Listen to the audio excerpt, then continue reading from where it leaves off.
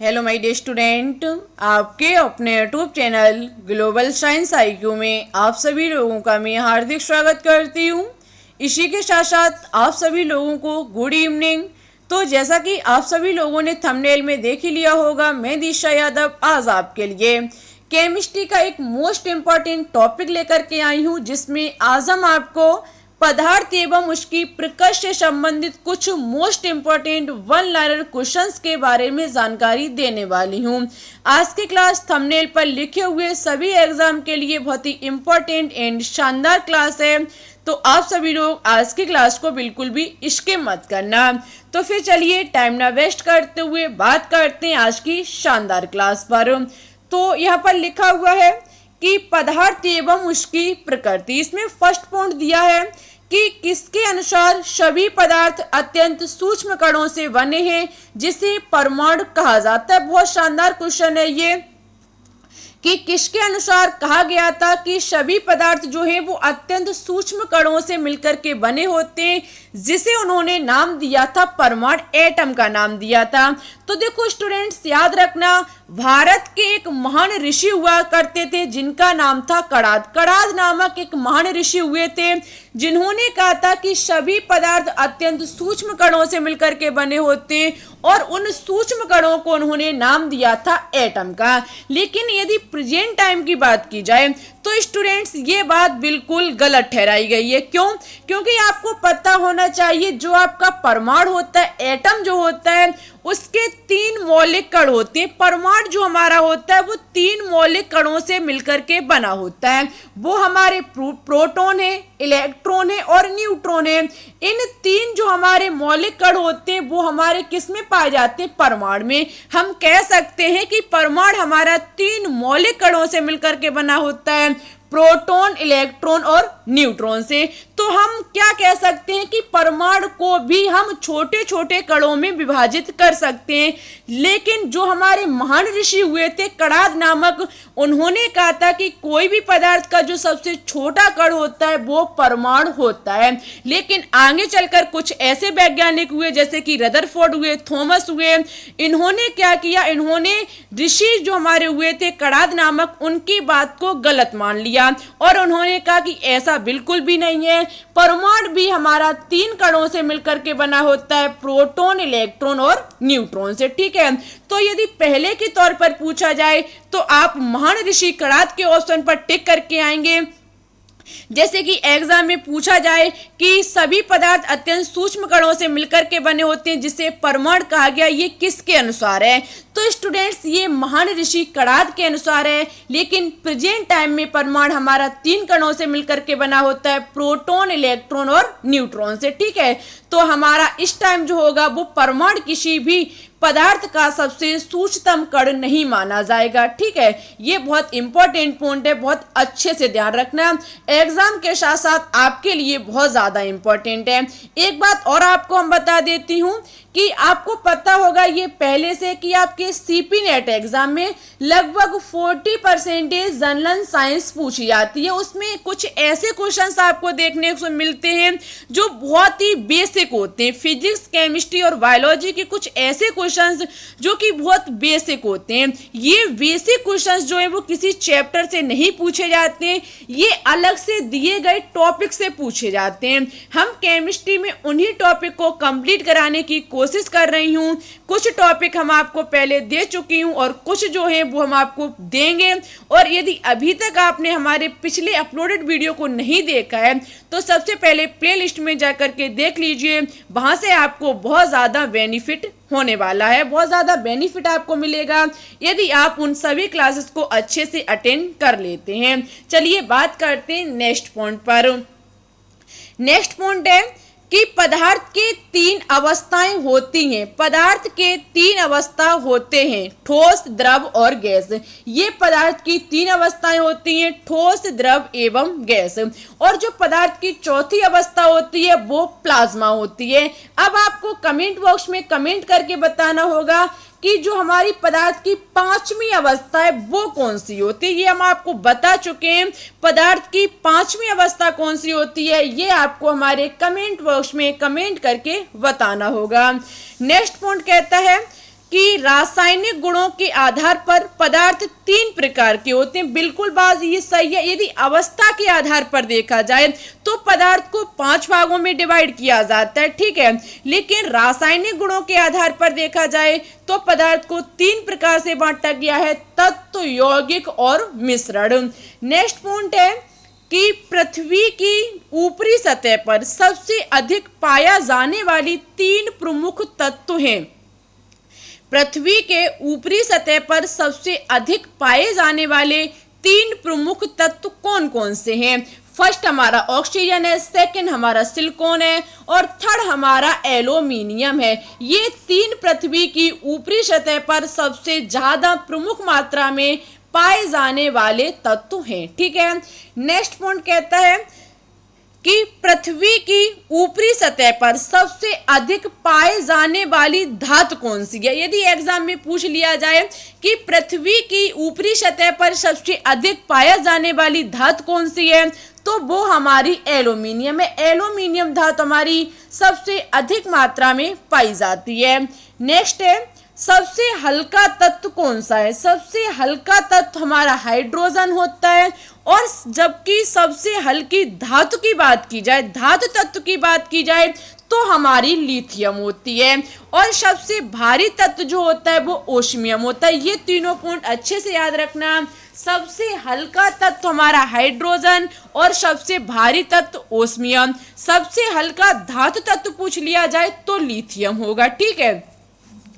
Next है हमारा द्रव धातु तत्व है। द्रव धातु तत्व की बात की जाए तो हमारा पारा। वैसे सभी धातुएं हमारी ठोस अवस्था में होती हैं, लेकिन अपवाद स्वरूप पारा एक ऐसी धातु है जो हमारी द्रव अवस्था में पाई जाती है।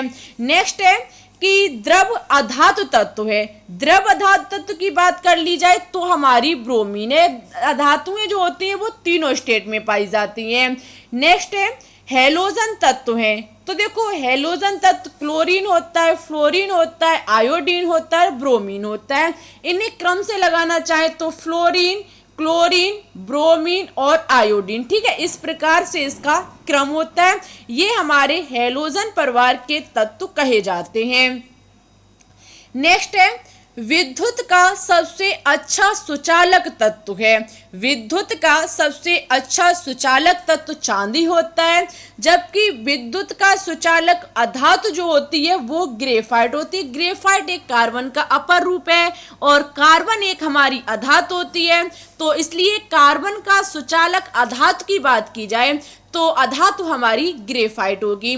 और सबसे अधिक आघात वर्धनीय तत्व पूछा जाए तो हमारा स्टूडेंट सोना होगा। आघात वर्धनीय का मतलब हम कई एक बार आपको बता चुके हैं, आज फिर बता देते हैं। आघात वर्धनीय का मतलब होता है कोई ऐसा पदार्थ या फिर कोई ऐसा तत्व जिसे पीट पीट कर चादर के रूप में किया जा सके।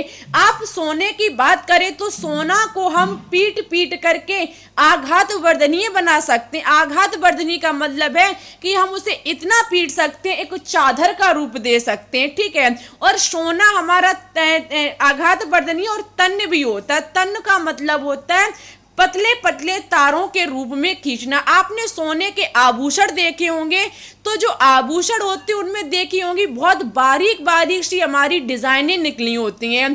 वो डिजाइनें सोना को पीट पीट करके तन्य बनाया जाता है। तन्य का मतलब तारों के रूप में खींचना, ठीक है। और कई एक हमारे जो गले के हार होते हैं, रिंग होती है वगैरह वगैरह, बहुत सारे आभूषण होते हैं सोने के, ठीक है। तो सोना हमारा सबसे अधिक आघात वर्धनीय तत्व है। इसे पीट पीट करके चादर का रूप दिया जा सकता है। इसे पीट पीट करके लंबे लंबे तारों में खींचा जा सकता है। वैसे और भी धातुएं हैं, लेकिन सबसे अधिक की बात की जाए तो हमारा सोना होगा। नेक्स्ट पॉइंट है कि सबसे अधिक क्रियाशील अधातु तत्व है। सबसे अधिक क्रियाशील अधातु तत्व हमारा फ्लोरीन है और सबसे अधिक क्रियाशील धातु तत्व हमारा सीजियम है।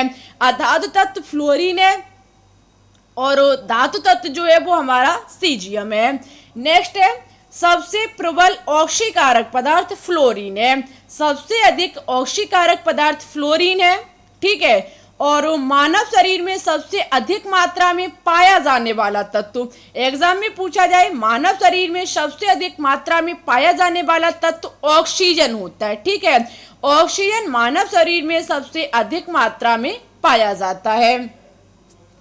नेक्स्ट है हड्डियों एवं दांतों का निर्माण करने वाला प्रमुख तत्व है। हड्डियां एवं दांतों का निर्माण करने वाला प्रमुख तत्व कैल्शियम होता है। ये कैल्शियम जो होता है वो हमारे हड्डियों एवं दांतों को मजबूत बनाए रखता है। यदि हमारे जबड़ों में दर्द होने लगता है, हाथ या हड्डियों में कहीं दर्द होने लगता है, तो समझ जाइएगा कि हमारे अंदर कैल्शियम की कमी हो चुकी है। ठीक है, आगे पॉइंट है कि वायु किसका उदाहरण है। स्टूडेंट्स, वायु मिश्रण का उदाहरण होता है, क्योंकि ये कहिए गैसों से मिलकर के बना होता है।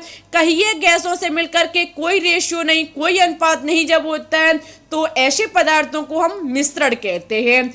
और जंग किसका उदाहरण है, तो जंग एक यौगिक का उदाहरण है। क्यों? क्योंकि लोहे में जंग लग जाती है, तो लोहा हमारा ठीक है Fe हुआ, और Fe से जब हमारी ऑक्सीजन आकर के क्रिया कर लेती है, तब वहां पर किसी ना किसी यौगिक का निर्माण हो जाता है, और वो यौगिक हमारा जंग कहलाता है। ठीक है, वो ही जंग हमारी जो हमारा लोहा होता है या फिर कुछ भी होता है उसको हानि पहुंचाता है। आपको पता होगा कि जैसे हमारे घर में कोई लोहे का गेट आया न्यू खरीद के, तो सबसे पहले हम उस पर पेंट करते हैं। पेंट क्यों किया जाता है कि यदि पेंट नहीं करेंगे तो ये खुले में रहने से इसमें पानी बारिश जब होगी तो बारिश से वायु आकर के क्रिया करेगी और स्टूडेंट्स वहां पर जंग लग जाएगी और हमारा जो लोहे का गेट है वो जल्द ही खराब हो जाएगा। ठीक है, तो जंग एक किसका उदाहरण है, तो ये एक यौगिक का उदाहरण है। नेक्स्ट है कि अमोनिया किसका उदाहरण है, तो स्टूडेंट्स अमोनिया NH जो हमारी NH3 होती है, ये भी एक हमारी यौगिक होती है।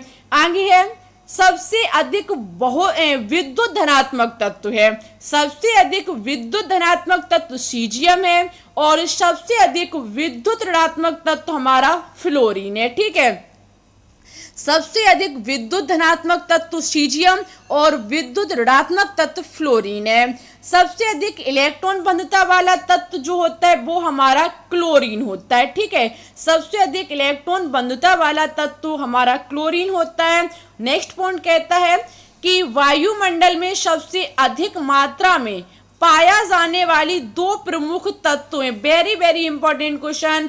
वायुमंडल में सबसे अधिक मात्रा में पाए जाने वाले दो तत्व, फर्स्ट हमारा नाइट्रोजन जो कि 78% होता है और सेकंड नंबर पर हमारी ऑक्सीजन जो कि 21% होती है। साथ ही साथ कार्बन डाइऑक्साइड गैस भी हमारी 0.03% होती है। अन्य गैसों का भी ये मिश्रण होती है, जैसे कि आर्गन हुई, बहुत सारी अन्य गैसें भी कुछ पॉइंट में कर करके हमारी वायुमंडल में पाई जाती हैं।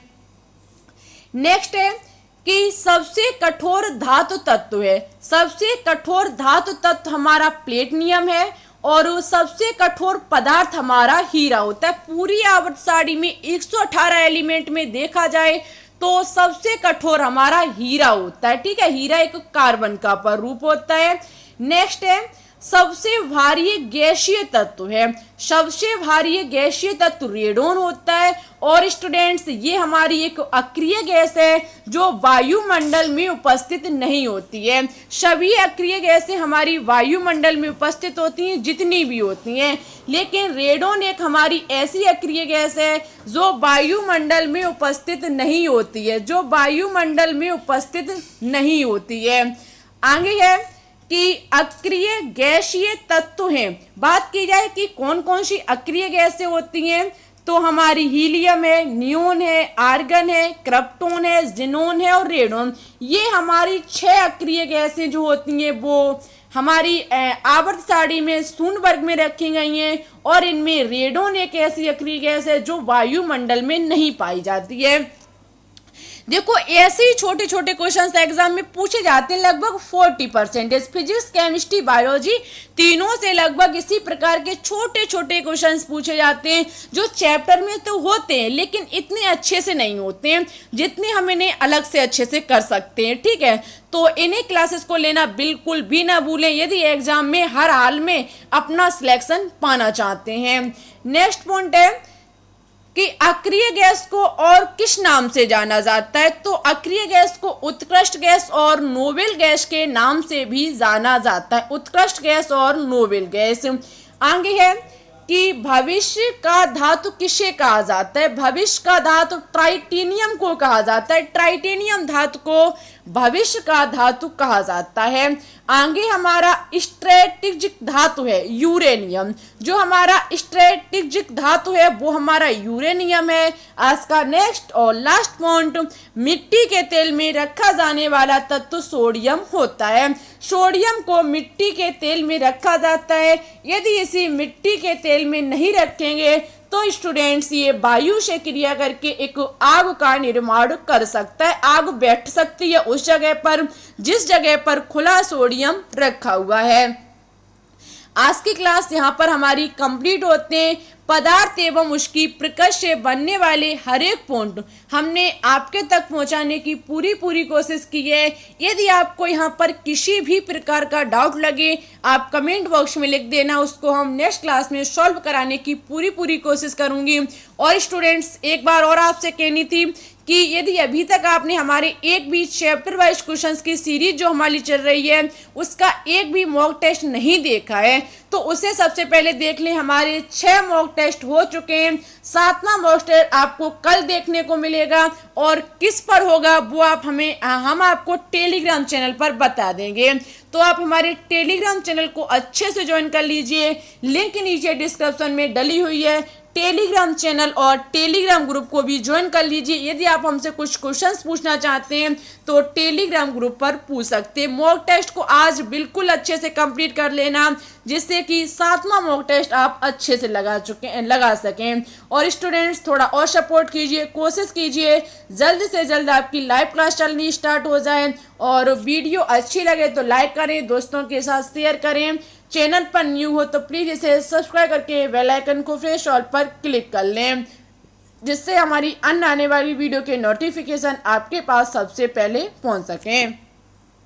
हमारी कोशिश रहेगी कि आपको ऑर्गेनिक केमिस्ट्री भी दी जाए। कुछ चैप्टर इनऑर्गेनिक केमिस्ट्री के शेष बच चुके हैं उनको भी हम जल्द से जल्द कंप्लीट कराएंगे। बस ओनली आपके सपोर्ट और प्यार की ज़रूरत है। यदि सपोर्ट आप करते रहे तो हम आपके लिए ऑर्गेनिक केमिस्ट्री और इनऑर्गेनिक केमिस्ट्री के जो भी चैप्टर बचे हुए हैं उनको जल्द से जल्द कंप्लीट कराने की कोशिश करेंगे क्योंकि आपका एग्ज़ाम ज़्यादा दूर नहीं है। लगभग 15 अक्टूबर के समथिंग आपके फॉर्म आ सकते हैं। अच्छे से तैयारी कीजिएगा जिससे कि आपका 2021 में सिलेक्शन हो जाए। फिर ठीक है, चलते हैं। अपना ख्याल रखना, अच्छे से स्टडी करना। Thanks for watching this video. जय हिंद, जय भारत।